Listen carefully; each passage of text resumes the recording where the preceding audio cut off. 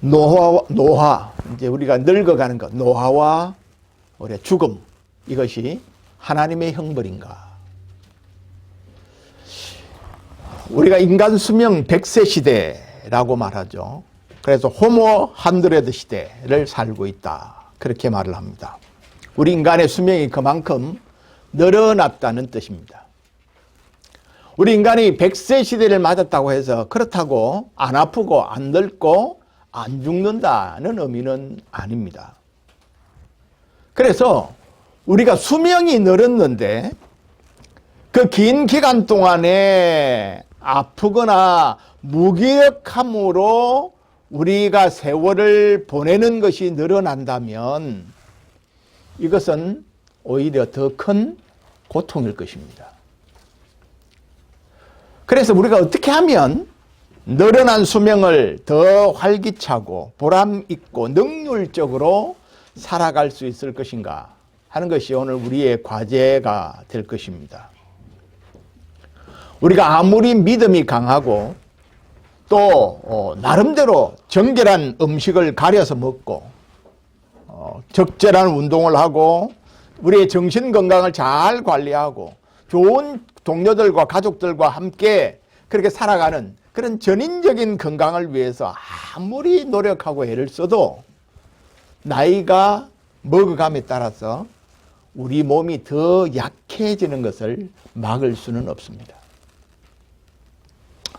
여러분, 세계에서 가장 힘이 좋았던 강한 사람이라고 하면 프로 권투 세계 헤비급 챔피언을 오랫동안 유지했던 무하마드 알리 같은 사람이 제일 힘 좋고 힘이 세다, 그렇게 말할 수 있겠죠. 하지만 무하마드 알리도 오랫동안 파킨슨 병을 앓다가 74세에 죽었다는 것을 우리가 알고 있습니다. 그래서 나이가 들수록 우리의 삶 속에 곧 죽음이 나에게도 다가오겠구나 하는 그런 느낌을 순간순간 우리가 만나게 됩니다. 오늘의 문화는 노화와 죽음을 회피하려고 합니다. 그래서 노화의 흔적을 감추려고 하죠. 그래서 백발을 까맣게 물들이고 주름을 당겨서 주름을 피고 그리고 보톡스를 맞아가지고 피부를 탱탱하게 하고 그래서 나이를 알아볼 수 없도록 하는 일에 엄청난 돈과 시간을 투자하고 있습니다. 또 그 산업이 엄청나게 성장하고 있습니다. 우리는 그리스도인으로서 우리가 전인적인 건강을 위하여 애쓰고 노력해야 하지만 그럼에도 피할 수 없는 이 노화와 죽음을 어떻게 직면해야 하느냐. 노화와 죽음이 하나님의 형벌인가? 나이가 조금 더 들어간 사람들의 소원이 뭐냐? 이렇게 보면 이렇게 대답하는 것들을 종종 듣습니다. 내가 꿈꾸는 황혼의 모습은 큰 병 없이 무탈하게 90살 은저리까지 살다가 한날 한시에 아내와 함께 편안하게 잠자는 것이다. 그렇게 말하는 사람들이 많습니다. 여기 계신 누구도 그렇게 말한 적이 있습니다. 여러분, 아무런 고통 없이 잠자듯이 고요히 죽는 것, 이걸 우리가 많은 사람들이 소망하죠. 아프지 않고 그냥 잠자듯이 하나님 부름을 받으면 좋겠다. 하지만 소원대로 되는 사람이 그렇게 많지 않습니다. 적어도 우리가 불신자들과는 달리 그리스도인으로서 죽음을 두려워할 필요가 없습니다. 왜냐하면 예수님이 이 땅에 오셔서 사단에게 승리하심으로 말미암아 죽기를 무서워함으로 한평생 매여 종로로 타는 모든 자들을 예수 그리스도가 이미 놓아주셨기 때문입니다. 풀어 놓아주셨기 때문입니다. 그렇다면 늙어가고 결국 죽는다고 하는 것에 대해서 우리가 어떻게 이해하는 것이 필요한가? 첫 번째, 늙어가는 것과 죽음은 죄의 결과입니다. 인간이 늙어가고 결국 죽음을 경험하는 것은 아담이 범죄했기 때문입니다. 로마서 5장 12절에 보면 한 사람으로 말미암아 죄가 세상에 들어오고 죄로 말미암아 사망이 들어왔나니 이와 같이 모든 사람이 죄를 지었으므로 사망이 모든 사람에게 이르렀느니라. 죽음은 결국 죄의 결과입니다. 하나님이 아담에게 불순종할 경우에 죽음의 벌을 받게 될 것이라고 엄하게 경고하신 바가 있습니다. 선악을 알게 하는 나무의 열매를 먹지 말라. 내가 먹는 날에는 반드시 죽으리라. 그렇게 말씀하셨습니다. 그럼에도 아담과 하와가 뱀의 유혹을 물리치지 못하고 선악을 알게 하는 나무의 실과를 먹었을 때 하나님은 하나님이 정하신 법을 따라 그들에게 형벌을 내리셨습니다. 창세기 3장 19절에 보면 내가 흙으로 돌아갈 때까지 얼굴에 땀을 흘려야 먹을 것을 먹으리니 내가 그것에서 취함을 입었습니다. 너는 흙이니 흙으로 돌아갈 것이니라. 너는 흙에서부터 왔다. 그러니까 다시 흙으로 돌아간다. 죽는다는 것이죠. 여러분, 인간의 몸의 성분이 흙의 성분과 같다고 말씀드렸죠. 흙에서부터 왔습니다. 그러므로 다시 흙으로 돌아갑니다. 하지만 아담과 하와가 범죄했을 때 그들에게 선고된 죽음의 형벌이 즉각적인 죽음이 아니었어요. 그 대신에 그들은 죽음을 점진적으로 경험해야 했습니다. 그래서 늙고 점점 약해지다가 마침내 죽음을 맞이하게 됩니다. 그래서 늙어가는 것과 죽음은 죄의 결과입니다. 그러나 두 번째, 그렇지만 죽음은 적어도 그리스도인들에게는 형벌이 아닙니다.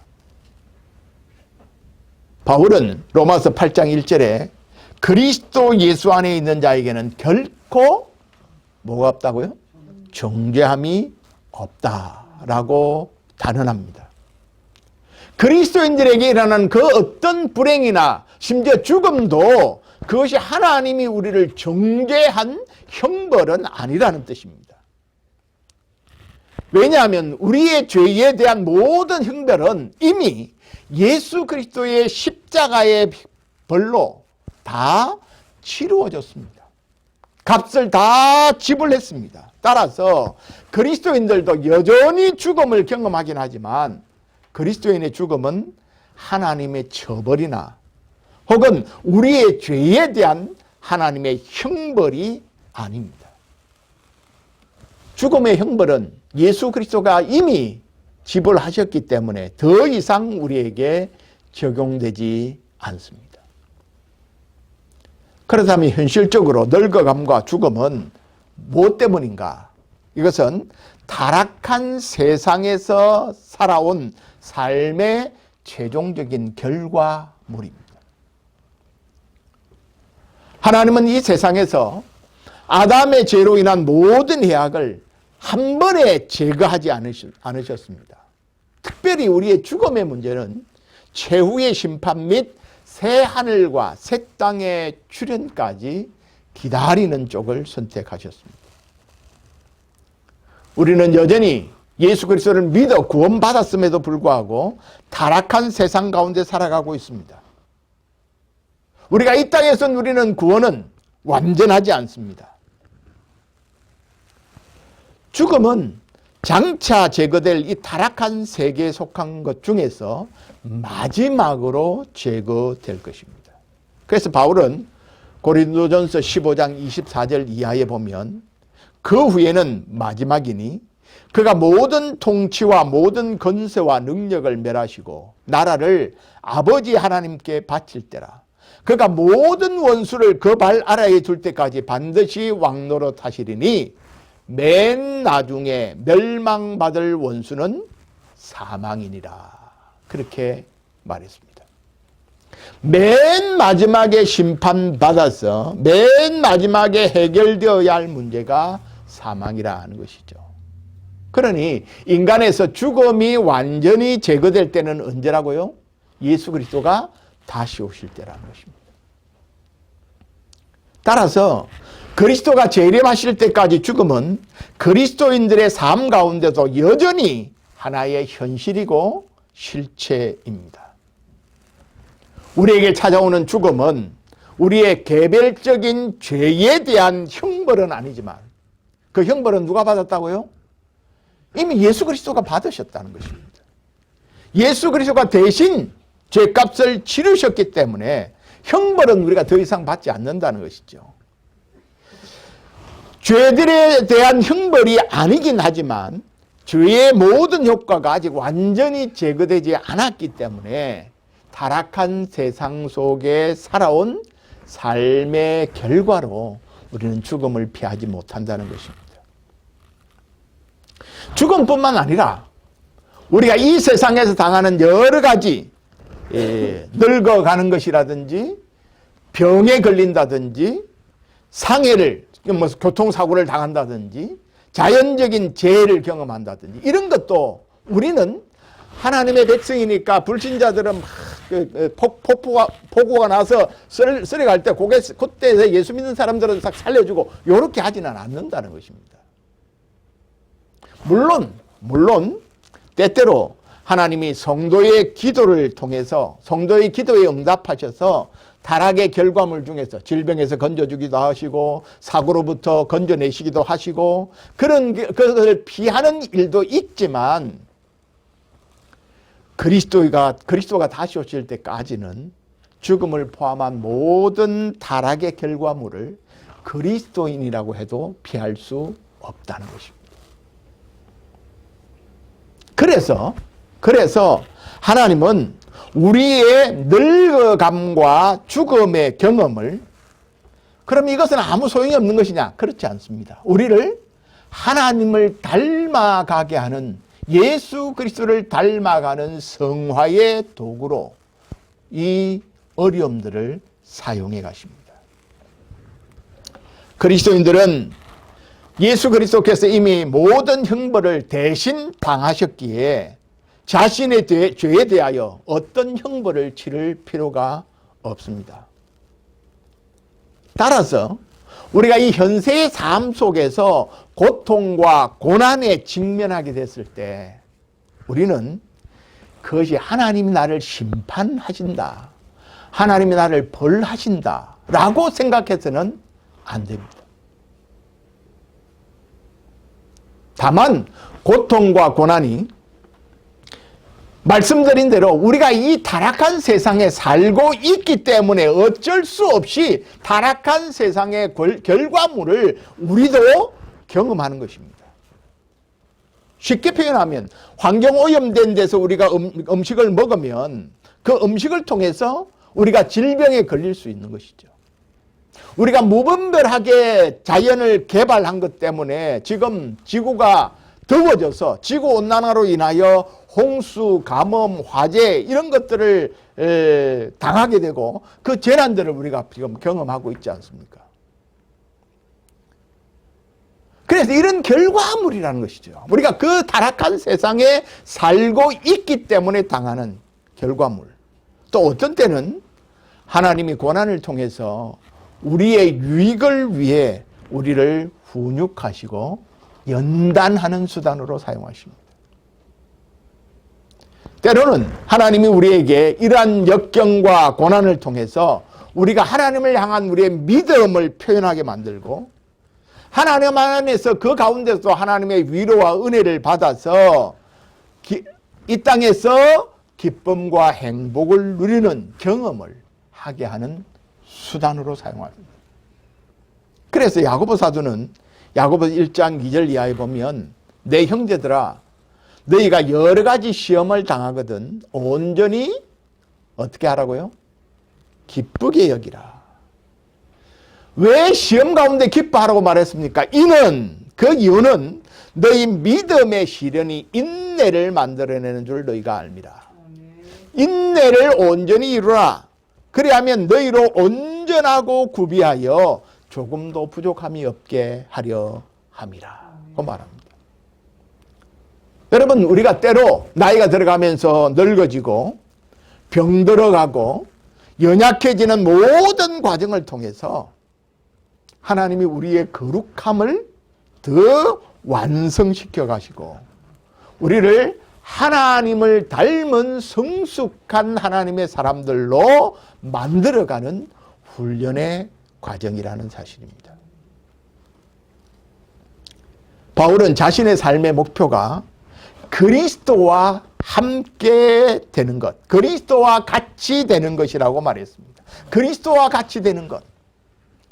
내가 그리스도와 그 부활의 권능과 그 고난에 참여함을 알고자 하여 그의 죽으심을 본받아 그의 죽으심에서 그와 같이 되기를 원한다 라고 말합니다. 바울은 자기가 어떤 상황에 처하든지 그리스도와 같이 계속 하나님 앞에 하나님께 순종하기를 원했습니다.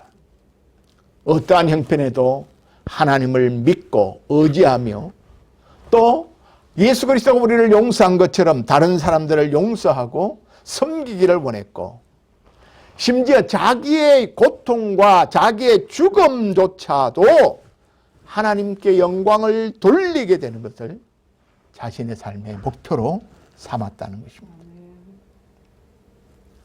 여러분, 우리가 육신의 질병 가운데서도 또 인생의 고난 가운데서도 하나님을 의지하고 하나님의 이름을 찬송하고 하나님을 신뢰하는 그 모습을 통해서 우리는 하나님께 영광을 돌릴 수 있습니다.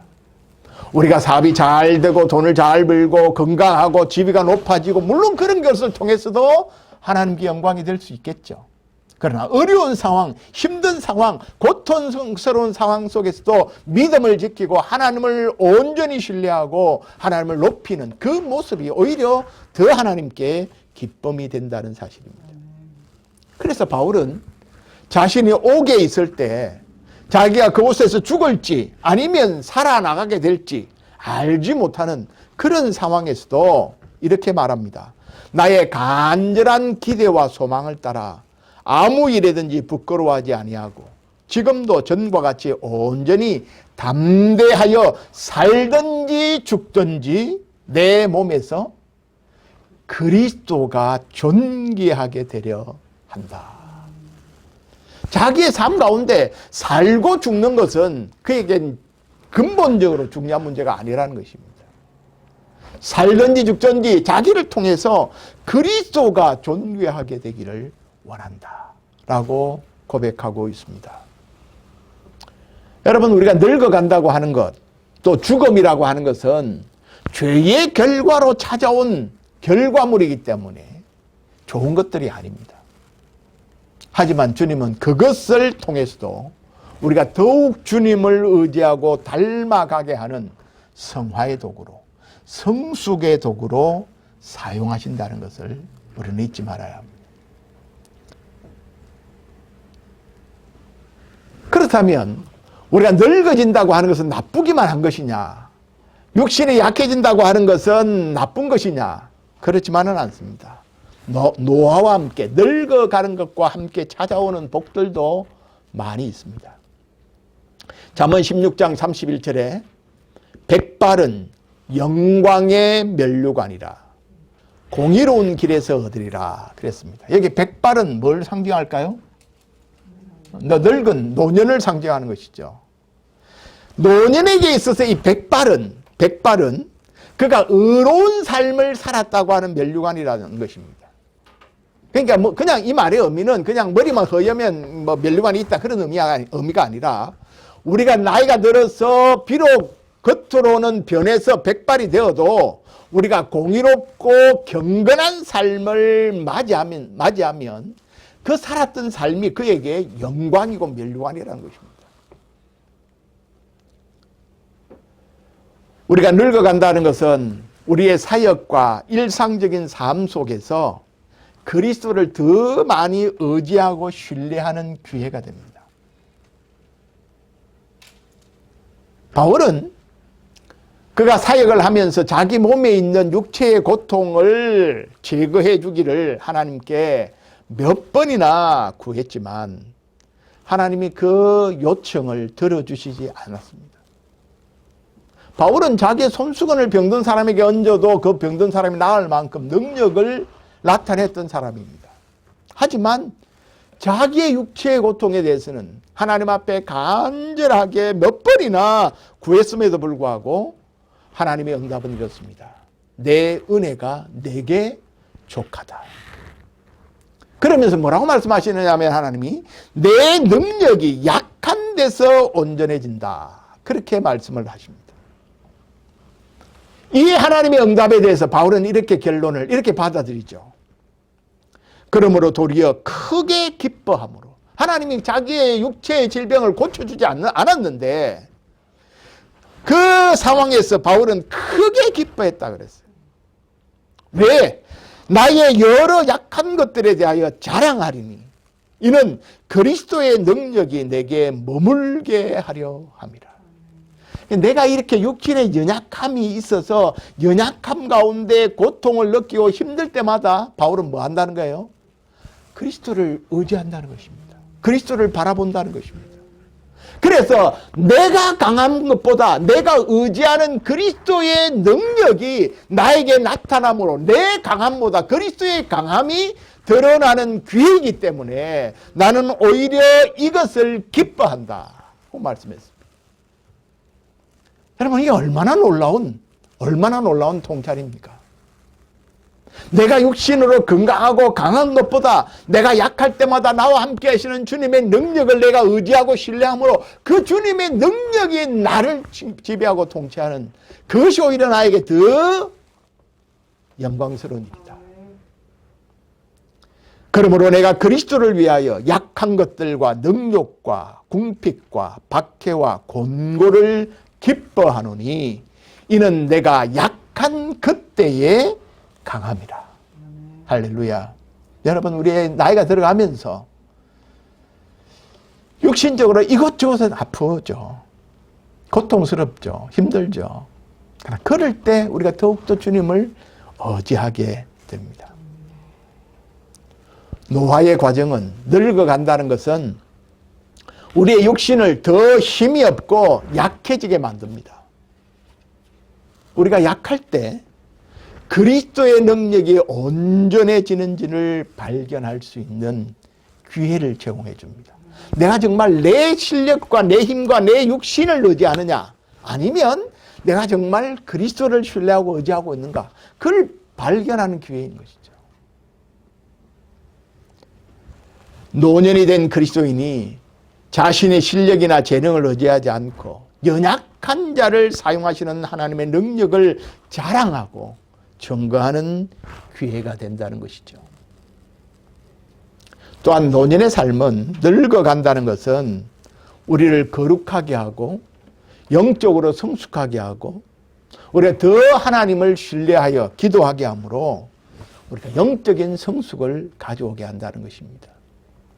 그 사람은 낡아지지만 속 사람은 날로 새로워진다. 그렇게 말씀하지 않았습니까? 바울이 경험한 수많은 역경 가운데는 자신의 몸이 점점 약해지는 것도 포함되어 있습니다. 우리의 그 사람은 낡아집니다.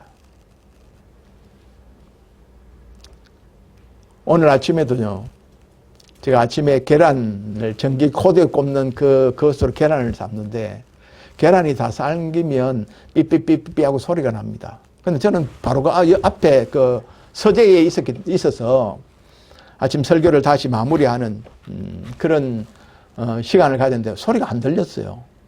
그래서 2층에서 자고 있는 아내가 왜 삐삐 소리 하는데도 안 끄고 그냥 있느냐고. 그래서 내가 나는 소리 안 들렸는데. 저는 소리가 안 들렸어요. 자기는 2층에 있으면서도 그 소리가 들려서 잠을 못 자고 내려왔다는 거죠. 늙어간다는 증거죠.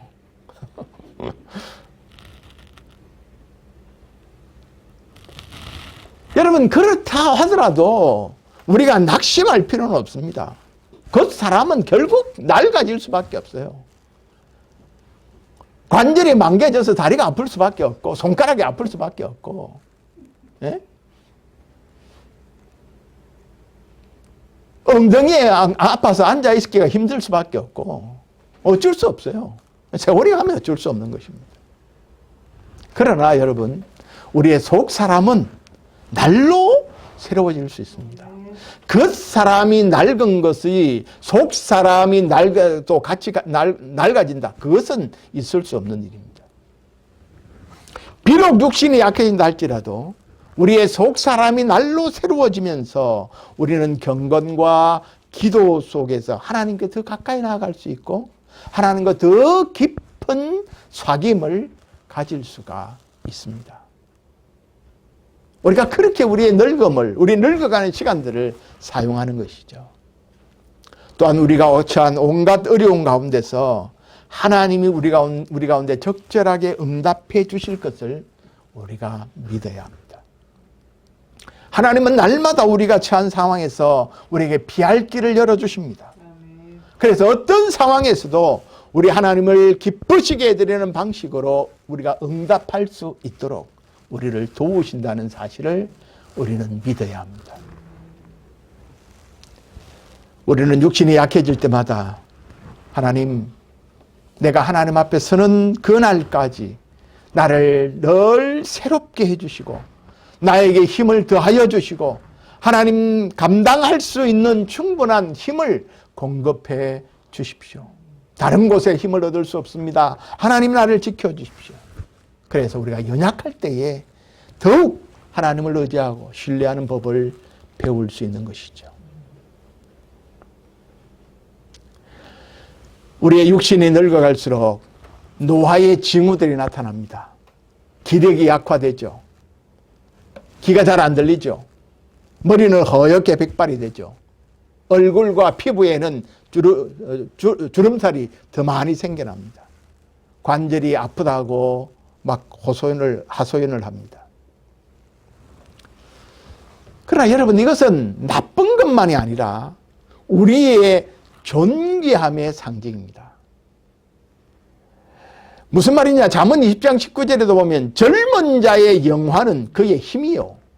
젊은 자가 영광스러운 건 뭐예요? 그건 힘에 있어요. 젊은 사람은 힘 있는 것이 그의 영광입니다. 늙은 자의 아름다움은 뭐라고 그랬어요? 백발이니라 그랬습니다. 그러니까 여러분, 우리가 늙어서 주름이 있다, 늙어서 머리가 하얘진다, 늙어서 관절이 아프다, 그것은 내가 열심히 누군가를 위하여 살아왔다는 증거입니다. 흔적입니다.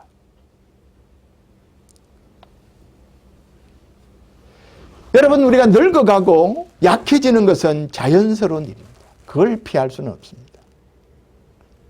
그래서 중요한 것은 품위 있게 늙어가는 준비를 하는 것입니다.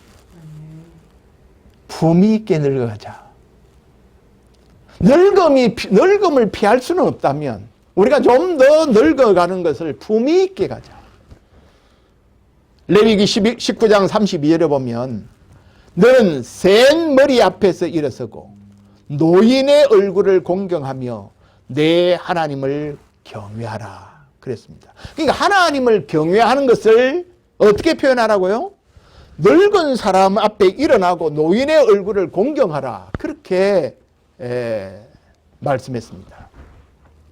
그래서 우리가 한평생을 누군가를 위하여 살아왔다면 그 사실 자체만으로도 공경받을 자격이 있다는 것이죠. 하지만 노인이 스스로 왜 나를 안 공경해 주나 그렇게 요구하는 것은 좀 그렇습니다. 그건 별로 보기 좋은 모습이 아닙니다.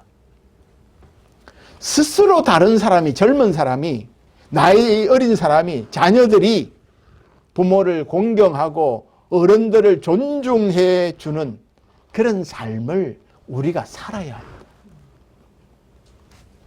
존경받는 노년을 위해서 필요한 것이 무엇일까요?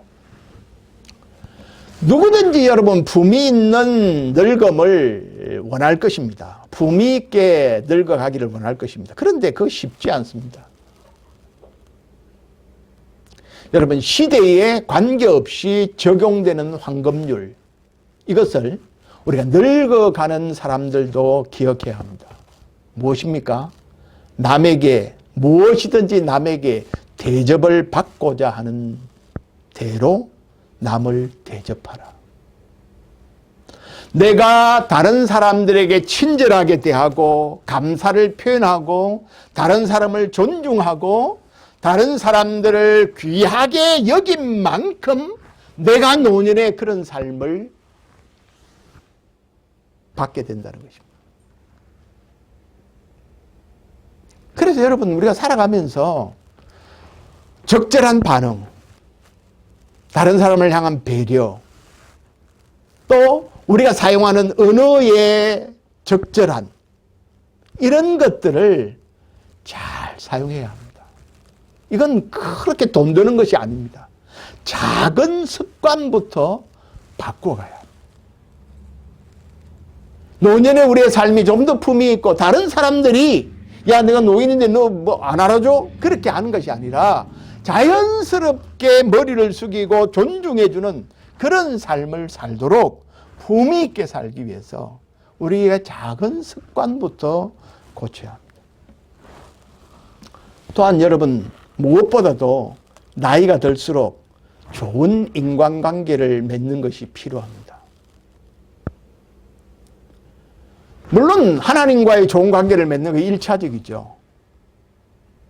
그렇지만 함께 생활하고 있는 가족, 배우자, 자녀들, 그리고 한 교회에서 함께 생활하고 있는 성도들, 지금까지 우리의 삶 속에서 관계를 맺어갔던 친구들, 나이가 들수록 이 관계를 소중히 여겨야 합니다.